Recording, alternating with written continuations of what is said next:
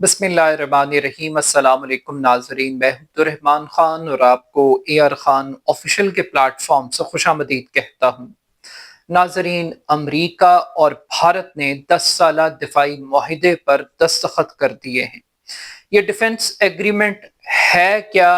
इस दिफाई मुआहिदे का पाकिस्तान और अमरीका के ताल्लुकात पर क्या इम्पैक्ट क्रिएट होगा? क्या वाकई मोदी ने मैदान मार लिया है? क्या मोदी की बायकॉट ट्रंप कैंपेन कामयाब साबित हुई है?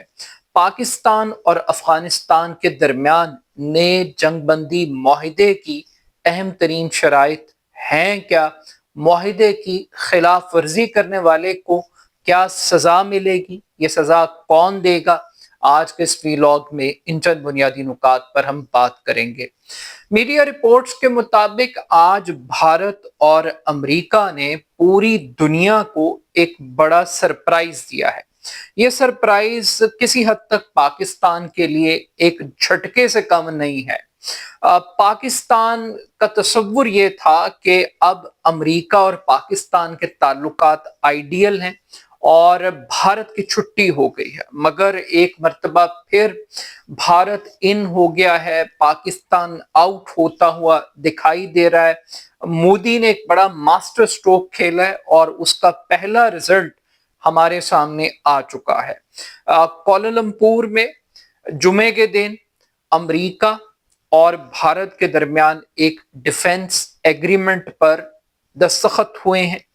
यह डिफेंस एग्रीमेंट अमेरिकी डिफेंस मिनिस्टर और भारत के वजीर दिफा के दरमियान ये साइन हुआ है और ये 10 साल पर मुहित एक दिफाई मुआहिदा है।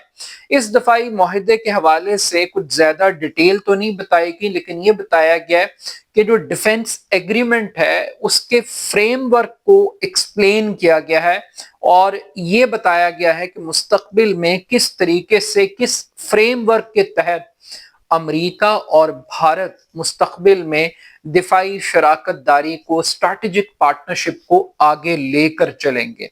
अब ये जो दिफाई मुआहिदे की ओपनिंग है, ये इसकी टाइमिंग सबसे इंपॉर्टेंट फैक्टर है। एक ऐसे वक्त पर जब अमेरिका और भारत के ताल्लुकात कशीदा थे, ट्रंप की जानिब से टैरिफ वॉर का आगाज कर दिया गया था, 50% भारत पर टैरिफ आयद कर दिया गया था। अब अमेरिका ने, ट्रंप ने अपनी वीजा पॉलिसी के अंदर ऐसी तब्दीली की जिसने सबसे ज्यादा भारतीय शहरियों को इम्पैक्ट किया, मुतासर किया। और फिर उससे बढ़ के जुर्म क्या था? जुर्म यह था कि आप मॉस्को से तेल खरीद रहे हैं, तजारत कर रहे हैं, हथियार खरीद रहे हैं।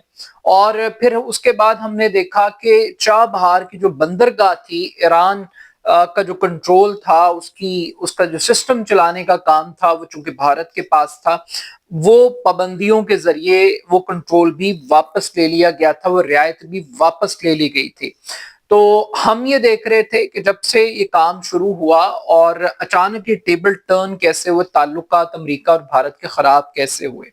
जब ऑपरेशन सिंदूर हुआ और उसके बाद पाकिस्तान ने रिस्पांस किया, रिस्पांस के बाद एक जंगबंदी हुई, उस जंगबंदी का क्रेडिट पाकिस्तान ने ट्रंप को दिया, मगर भारत ने ना तो क्रेडिट तस्लीम किया, ना अमेरिका के रोल को अप्रिशिएट किया। पाकिस्तान ने तो ट्रंप को नोबेल पीस प्राइज के लिए नॉमिनेट किया, मगर अब भारत ने अपने आप को डिस्टेंस पे रखा। भारत ने थर्ड पार्टी इन्वॉल्वमेंट कश्मीर के इशू के ऊपर, जो कोर इश्यूज हैं पाकिस्तान और इंडिया के दरमियान, उन पर ये कंसेंसस डेवलप किया कि ये इंडिया और पाकिस्तान का टू वे प्रॉब्लम है, इसमें कोई थर्ड पार्टी इंटरवीन नहीं कर सकती। उसके रिस्पॉन्स में हमने देखा कि ट्रंप साहब को हर प्लेटफॉर्म पर जहां जहां मौका मिला उन्होंने मोदी को रगड़ा, उन्होंने भारत को रगड़ा और पाकिस्तान ने खूब मोदी की, ट्रंप की खुशामद से बहुत सारे फायदे उठाए। पब्लिक स्पीचेस के अंदर ट्रंप पाकिस्तान की लीडरशिप की तारीफ कर रहे थे, पाकिस्तानी लीडरशिप ट्रंप की तारीफ कर रही थी। तो एक बड़ा जबरदस्त किस्म का एक रोमांस का एक माहौल चल रहा था। लेकिन एक तबका था, वो ये कह रहा था कि पाकिस्तान मजबूरी हो सकता है, जरूरत हो सकता है, लेकिन भारत और अमेरिका ये नेचुरल एलाय हैं, ये एक दूसरे को छोड़ नहीं सकते, ये एक दूसरे की जरूरत है और पाकिस्तान से ज्यादा बड़ी जरूरत भारत है। भारत का रोल इस खत्ते के अंदर अमेरिका की फॉरेन पॉलिसी का एक बड़ा एग्रेसिव पार्ट है। ये जो ट्रंप के रिएक्शंस हैं, ये वक्ती रिएक्शंस हैं, इनमें कुछ अरसे के बाद तब्दीली आएगी और ट्रंप यू टर्न ले लेंगे और लग रहा है कि ट्रंप ने एक यू टर्न ले लिया। मगर ये यू टर्न अचानक कैसे आ गया, इसके लिए भी आपको इंडिया की स्ट्रैटेजी को समझना पड़ेगा। इंडिया ने एक कमाल काम ये किया है, एक पब्लिकली उन्होंने कभी भी अपनी शिकस्त को तस्लीम नहीं किया। नंबर टू, पब्लिकली उन्होंने कभी इस बात को एडमिट नहीं किया कि ट्रंप का कोई रोल था पाकिस्तान और भारत के दरमियान जंगबंदी करवाने में। नंबर थ्री, पब्लिकली कभी भी भारत ने अमेरिका की टर्म्स एंड कंडीशंस को एक्सेप्ट नहीं किया, चाहे वो ट्रेड के हवाले से हो, चाहे वो तेल खरीदने के हवाले से हो, कहीं पर भी कॉम्प्रोमाइज नहीं किया। और जो सबसे बड़ा मास्टर कार्ड मोदी ने खेला वो बायकॉट ट्रंप कैंपेन थी।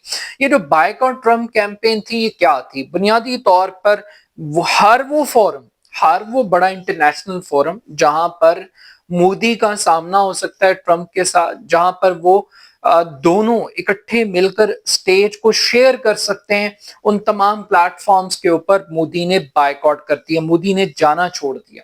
और मोदी ने अपनी नाराजगी का भरपूर तरीके से इजहार किया और इसकी दो मिसालें मिलती हैं, एक अक़वाम मुत्तहिदा का इजलास और दूसरी अभी आसियान का इजलास चल रहा था, उसमें भी मोदी ने ऑनलाइन शिरकत की है, वो बाकायदा तौर पे वहां नहीं किया। फिर उसके बाद इंडिया ने एक एग्रेसिव पॉलिसी अडॉप्ट की, इंडिया ने चाइना के साथ अपने ताल्लुकात को बेहतर किया। 6 साल के बाद मोदी पहली मर्तबा चाइना गए और उन्होंने चीन और भारत के दरमियान अब फसाई सफर का भी आगाज हो गया। तो भारत ने भी दुश्मन का दुश्मन दोस्त बनाने की स्ट्रैटेजी अडॉप्ट की और उसका भारत को बहुत फायदा हुआ। अब एक तरफ तो ये पॉलिसी चल रही थी और फिर हमने देखा कि अचानक बहुत कुछ बदला है। अब हर मौके पर ट्रंप क्या कह रहे थे? ट्रंप कह रहे थे कि जनाब 6 त्यारे गिर गए और 6 त्यारे पाकिस्तान और भारत की जंग में गिराए गए नए त्यारे थे और वो वाज़े तौर पर इशारा कर रहे थे भारत की तरफ के भारत के त्यारे गिर गए। ऑल्दो कि वो नाम उन्होंने कभी नहीं लिया कि त्यारे किसने गिराए, किसके गिरे, ये कभी नहीं उन्होंने कहा, लेकिन सारी दुनिया को पता है कि वो किसको बातें लगा रहे हैं, किसको बातें सुना रहे हैं। तो ये सब कुछ चल रहा था, लेकिन बैकग्राउंड के अंदर अचानक एक डिफेंस एग्रीमेंट का हो जाना और एक फ्रेमवर्क पे बातचीत का आगे बढ़ना, ये इस बात की निशानदेही है कि इंडिया बड़ा इम्पोर्टेंट है अमेरिका के लिए। और अभी चंद दिन पहले जो वजीर खारजा है अमेरिका के, उन्होंने इस बात को एक सवाल के जवाब में बताया कि पाकिस्तान के साथ जो ताल्लुकात हैं वो भारत की कीमत पे नहीं हो सकते, भारत की अपनी इंपॉर्टेंस है, पाकिस्तान की अपनी एक वैल्यू है। यहाँ पर कल तक जो अमेरिकन मैगजीन्स थे वो क्लेम कर रहे थे कि पाकिस्तान और अमेरिका के दरमियान एक दफाई मुआहिदा होने जा रहा है जो एक बड़ी टेबल को टर्न कर देगा। पाकिस्तान ने जितने अपने मिनरल्स हैं वो निछावर कर दिए ट्रंप के आगे और ट्रंप के जो गजा प्लान है उसको भी सपोर्ट कर दिया। इनडायरेक्टली खबरें ये भी आ रही हैं कि पाकिस्तानी कमिटमेंट दे दी है कि ट्रंप के कहने पर पाकिस्तानी फौज गजा जाएगी।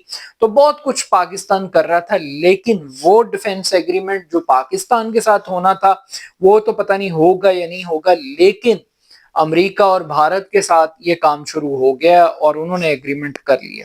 अब इस डिफेंस एग्रीमेंट में क्या कुछ होगा इसकी तफसीलात अभी हमें नहीं पता।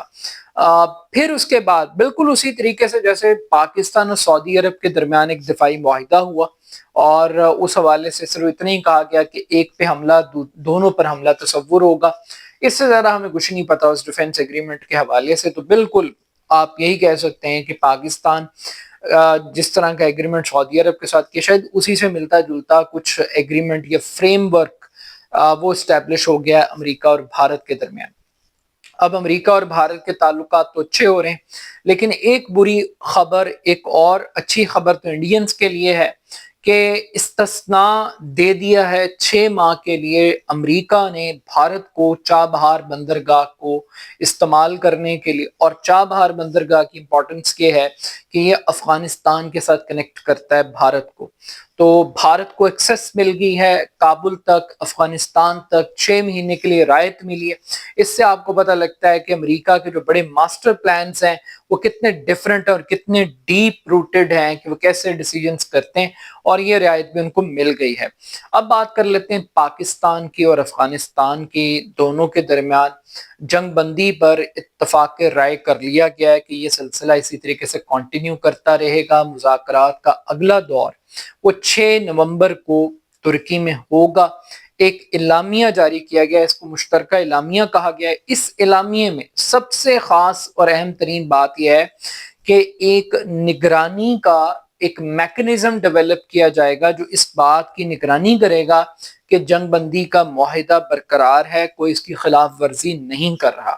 اگر کوئی جنگ بندی کی خلاف ورزی کرتا ہے کوئی بھی فریق تو اس کو سزا دی جائے گی. بعض جگہوں پہ لفظ سزا استعمال کیا گیا ہے اور بعض جگہوں پر جرمانے کا لفظ استعمال کیا گیا. اب سزا اور جرمانہ یہ 2 الفاظ ہیں، تو آپ صرف سزا سے ہی آغاز کر لیجئے کہ یہ پہلی مرتبہ ہوگا کہ جنگ بندی کی خلاف ورزی کرنے پر کسی بھی ملک کو سزا کی تجویز دی گئی ہے.